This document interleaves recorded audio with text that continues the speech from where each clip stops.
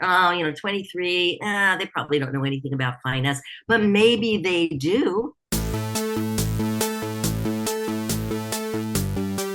Hey everyone, welcome back to the Pineapple Improv Show. I'm your host, Mike Brown, and today we are talking bridging the intergenerational and cultural barrier through improv. Today, my guest coming all the way from the Bay Area in San Francisco. Put your hands together for Yael Schy. Yael, thank you so much for joining us today. How are you doing?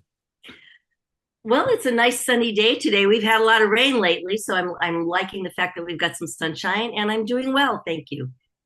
Yael, can you tell us a little bit? Now, I noticed that right next to you, you have a box sitting by your shoulder saying "Zoomers to Boomers Improv." Can you tell us a little bit about that? Yes, that's our logo. I created this program in 2020 when the pandemic hit. Zoomers to Boomers Improv is an intergenerational, intercultural, virtual improv training program that incorporates people from teens through elders. I think our age range so far has been from 12 to 80, believe it or not, and from different countries all over the world. So, Yael, through Zoomers to Boomers Improv, it sounds like you are kind of the perfect person to discuss intergenerational and cultural barriers.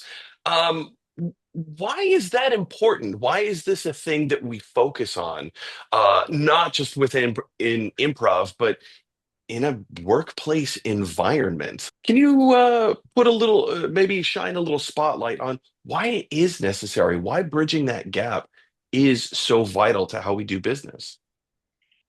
Well, I'll say two things. First of all, we currently have four generations in the workplace. We still have boomers. We're still here. We have Gen Xers. They often get forgotten. We have millennials and we have Gen Z. And the generations will keep coming. Whatever comes after Gen Z, I think they're starting. I think it's called Gen Alpha. They'll I believe start so, getting yeah. into the workforce. It doesn't end. We all keep growing and evolving and getting older. And there will always be, I hope, mixed generations in the workplace. And as our workplaces get more and more diverse, that means we've got people with lots of different perspectives, not only diversity in terms of age, but culture, race, gender, religion, politics, right? So it's really important that we find ways to connect because there is more that unites us and connects us than what divides us. So how And do we connect? so I am passionate about using the arts as a vehicle for connecting people. And, I'm a dancer and dance teacher, but I'm also an improviser and improv teacher. And so the wonderful thing about improv is all ages can do it. And it's about deep connection and acceptance and working together as a team. I've basically boiled down the many years I've spent, over 20 years studying improv, almost 25 now, to five key principles. So the first one is yes and. We all know, yes and accepting what you're given and building on it. The second one is be present. You cannot be daydreaming when you're doing improv. It does not work. You must be present. Forget the past, forget the future. Be right here, right now.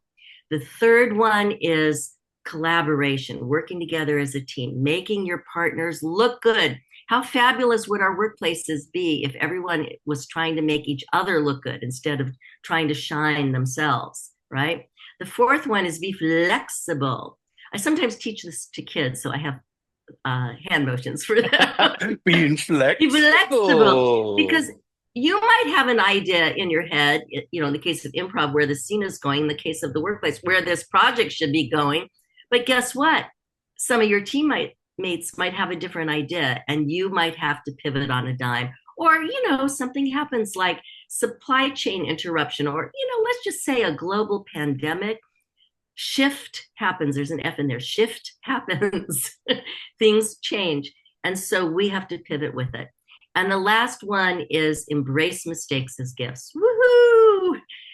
Because we're human. Unless Yeah. it's something that's life threatening, we need to be more forgiving of ourselves and each other. So I incorporate those five principles. And in the workplace, especially now after the pandemic. as people were really literally isolated and now starting to come back into the office or some hybrid stuff, or even if they're connecting on Zoom, people have lost the ability to connect. Yael, what are some of the barriers that you have encountered where people need to be convinced that it's important to bridge some of these gaps? Yeah, there's a lot of myths out there.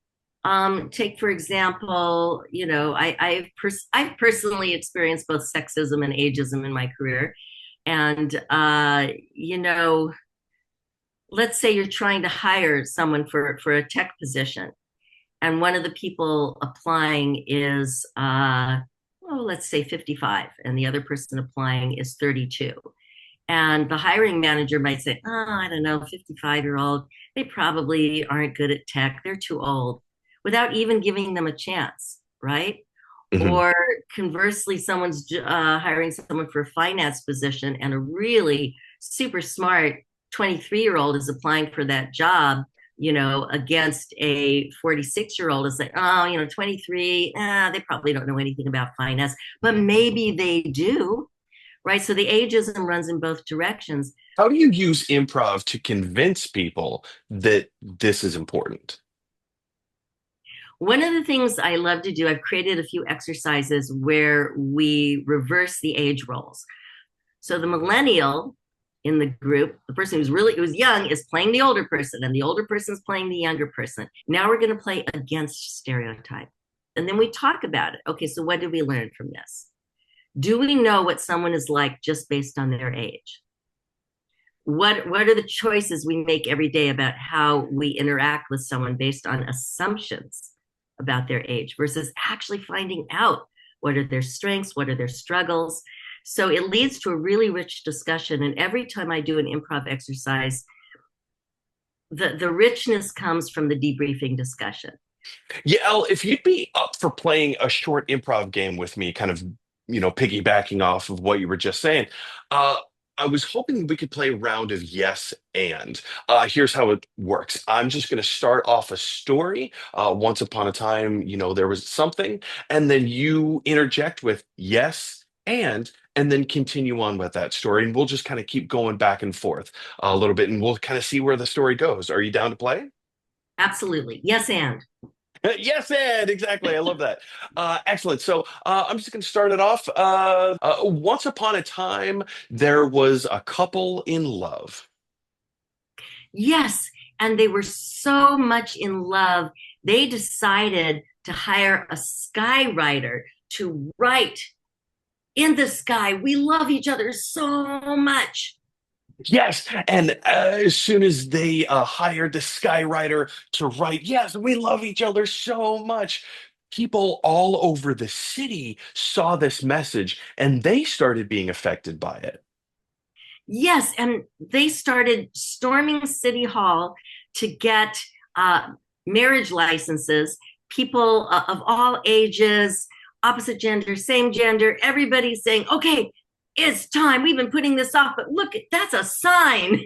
We want a marriage license. Yes, and after all these marriage licenses were approved for the entire city, everyone started falling in love with each other, and they noticed that the quality of life in town was so much better than it ever used to be.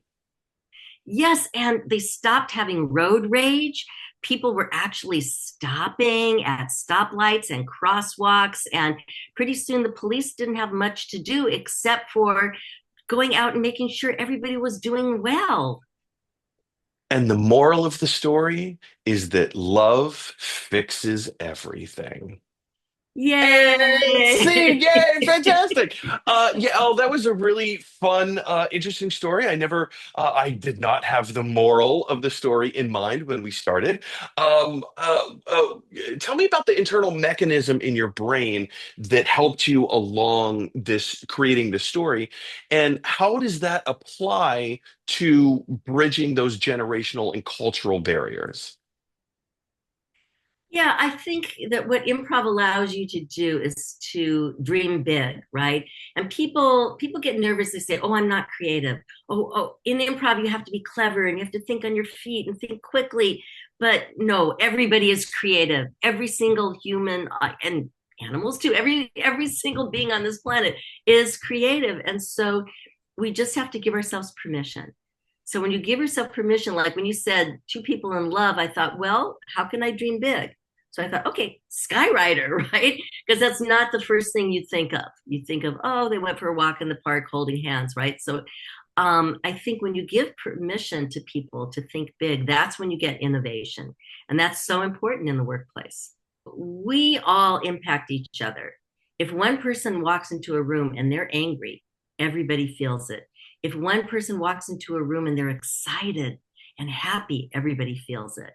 Yeah. And so, like that little story that we just created showed the power of how our emotions are contagious and impact other people. And you can have a whole workplace that is just really angry and resentful, or you can have a whole workplace people who are excited to be there. And even one person can make a difference.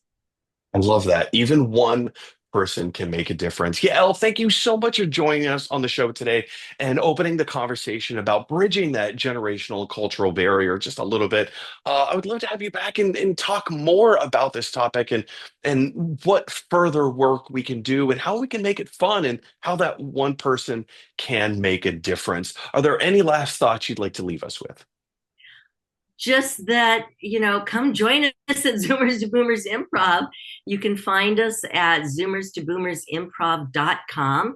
We also have a Facebook page called Zoomers to Boomers Improv. We welcome people, like I said, from teens through, you know, any age of elders.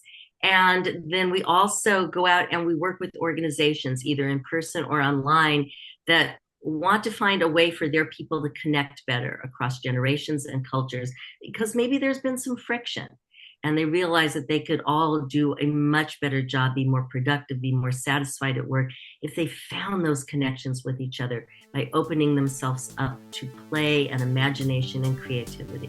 Again, folks, if you want to find any more information as to how to bring improv into your workplace, go ahead and visit pineappleimprov.com. The Pineapple Improv Show debuts on LinkedIn every Wednesday at noon Eastern Standard Time. And until then, have a great week. Bye, everyone.